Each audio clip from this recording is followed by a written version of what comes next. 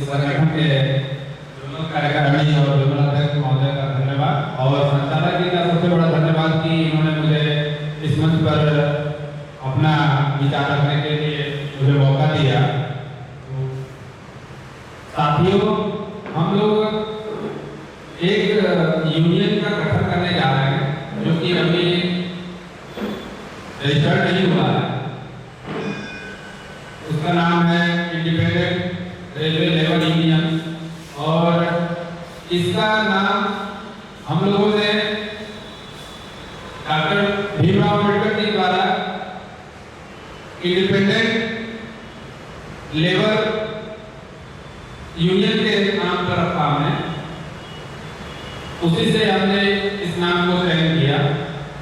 अच्छा, मुझे खेद है कि मैं अपने जो महापुरुष हैं उनको नमन करना भूल गया।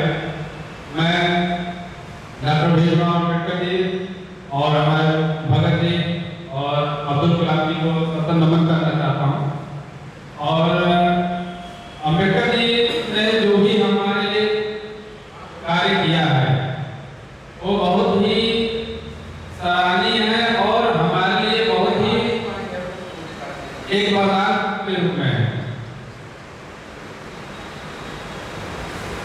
और भगत जी ने जो हमारे लिए किया है वो भी बहुत बड़ा योगदान है। उन्होंने, मैं कभी सोचता हूँ कि वो उस कंडीशन पे कैसे मतलब विरोध किए जहाँ पे अंग्रेजों का इतना बड़ा शासन था कि कोई अपने मन से कुछ बोल नहीं सकता था, कोई कुछ कर नहीं सकता था। उसके बावजूद भी इतना बड़ा उन्होंने क्रांतिकारी जन्म दिया और उनके साथ जो क्रांतिकारी उनका सहयोग दिए उनको भी बहुत मैं अपने दिल से धन्यवाद और नमन देना चाहता हूँ कि कम से कम उनका साथ दिया। नहीं तो जहाँ पे आप बोल नहीं सकते हैं, आप अपने हिसाब से अपना जीवन व्यतीत नहीं कर सकते हैं, वहाँ पे आवाज उठाना बहुत बड़ी चीज है। और तीसरे नंबर पे जो अब्दुल कलाम जी है, इनसे हमको ये सीखने को मिलती है कि हमें अपने जीवन में टेक्नोलॉजी को लेकर अग्रसर बनना चाहिए और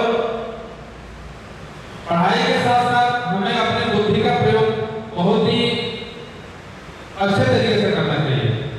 और उसी का देन है कि हम आज दूसरे देश जो भी अग्रणी देश है उनके साथ हम सामने उनके साथ हाथ में हाथ मिलाकर देख सकते हैं।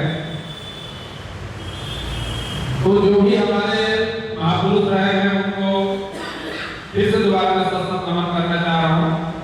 महापुरुषों की श्रेणी में बहुत महापुरुष हैं, सबका नाम मैं नहीं अभी ले पाऊंगा, लेकिन उनको बहुत दिल से आभार व्यक्त करता हूँ कि जो इतना संघर्ष किए और हमारे लिए वरदान स्वरूप बहुत कुछ चीजें छोड़ गए। और साथियों, आते हैं अपने यूनियन के इंडिपेंडेंट रेलवे लेबर यूनियन के, तो हम लोग साथियों रेलवे में भी बहुत सारे यूनियन हैं, लेकिन ये यूनियन नया क्यों बनाना पड़ा? ये यूनियन नया इसलिए बनाना पड़ा क्योंकि सबसे बड़ा दिक्कत है कि हम लोग अपने स्वार्थ को आगे रख लेते हैं, जिसके वजह से मतभेद हो जाते हैं।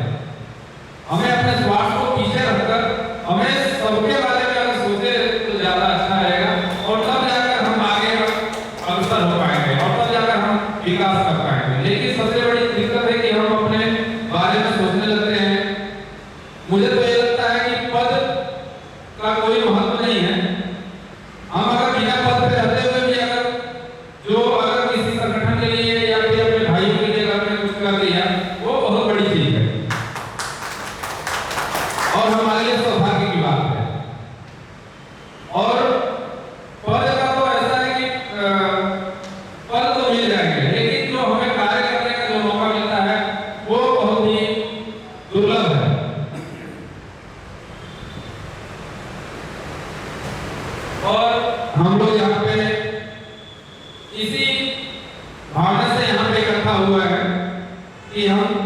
अपने साथियों पर जो हमारे यूनियन से जुड़े हैं नहीं जुड़े हैं सबका सहयोग करेंगे और सबके साथ रहेंगे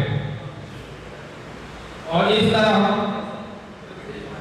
आगे बढ़ेंगे। जैसे हमारे भगत सिंह जी ने अकेले कदम बढ़ाया और उनके कदम में कदम मिलाकर पीछे पीछे सभी साथी आने लगे जब उन्होंने देखा कि हमारे हित की बात है और हमारे लिए ये लड़ रहे हैं। वैसे ही ये यूनियन जब हम बनाएंगे, जब बन जाएगा, अभी हमने जब रजिस्टर्ड हो जाएगा उसके बाद हम कार्य करना शुरू करेंगे तो ये एहसास होगा लोगों को, जो भी हमारे साथी हैं उनको एहसास होगा कि हाँ ये हमारी आवाज को आगे रख रहे हैं और हमारी आवाज को ये उठा रहे हैं, तो इसलिए हमें इनका साथ देना चाहिए। अभी हम संख्या में कम है लेकिन आने वाले समय में हम बहुत ज्यादा संख्या में हो जाएंगे। लेकिन फिर से मैं ये बोलना चाहूंगा कि हमें अपने स्वार्थ को दरकिनार करते हुए हमें अपने साथियों के बारे में सोचना चाहिए और हमें उच्च नीच मतभेद को त्याग करना चाहिए। ये हमारा सब आप सबसे अनुरोध है। और एक और साथ एक चीज और मैं बोलना चाहूंगा कि पहले से भी ये जातिगत मतभेद तो आए ही हैं और अभी भी लगभग होते हैं, लेकिन मैं बस इतना कहना चाहता हूँ कि जहाँ पे कहते हैं कि ये इस जाति का है, ये समुदाय का है और ये इस संगठन का है, लेकिन अभी अगर हमें जरूरत पड़ती है, अगर ब्लड की जरूरत पड़ती है तो तुरंत ब्लड बैंक जाते हैं और वहाँ से ब्लड लेके आते हैं, सोचते हैं कि बस मेरी जान बच जाए। लेकिन उस समय हम ये नहीं सोचते हैं कि वो ब्लड किसका है, किस जाति का है, किस संगठन का है, किसका है। बस इस तरह का देखा जाए तो किसी के ब्लड में कोई जाति का प्रभाव सबका लगभग बराबर है। तो इसीलिए ये मतभेद हमें छोड़ना चाहिए और हमें एक साथ मिलकर कार्य करना चाहिए। और एक और चीज है कि ये जाति वाली जो चीजें हैं, एक और जगह मतलब ये हमारी मानसिक मतलब क्या कहा जाए संकुचन है या जो भी कर सकते हैं, जो हमें अच्छा लगता है कि अगर यही चीज हमारे भाई हैं यहाँ पे, यही अगर मिल जाते हैं तो कहते हैं कि यार ये यहाँ करने वाले वहाँ करने वाले इस जाति से है, ये नाम है। अगर कोई दूसरे धर्म का व्यक्ति अगर आपको विदेश में मिल जाएगा और वो इंडिया का हो तो आप कहेंगे कि अरे यार हमारे देश का है, चलते हैं उसके यहाँ चलते हैं, थोड़ा मिल के आते हैं। बड़ा भाग्य की बात है कि कोई हमारे देश का है यहाँ पे और उससे मिल सके, क्योंकि हमारे देश वाले तो सब दूर है। और फिर जैसे ही वो विदेश से अपने देश में आता है फिर वहाँ वो सोचने लगता है यार तो हमारे क्षेत्र के हैं, इसलिए हम इनका सपोर्ट करें या फिर हम इनके साथ रहें। फिर क्षेत्र से जब अपने क्षेत्र में रहने लगता है फिर वहाँ पे सोचने लगता है कि नहीं यार ये हमारे जाति के हैं, हमारे समुदाय के हैं, तो इसलिए हम इनके साथ रहेंगे, हम इनके साथ रहेंगे। तो ये हमारी एक मानसिक संकुचन स्थिति है या फिर हमारी मानसिक सोच है जिसको हमें बदलना चाहिए। और इसी के साथ मैं अपने वाणी को विस्तार देना चाह रहा हूँ। जय भीम, जय भगत, जय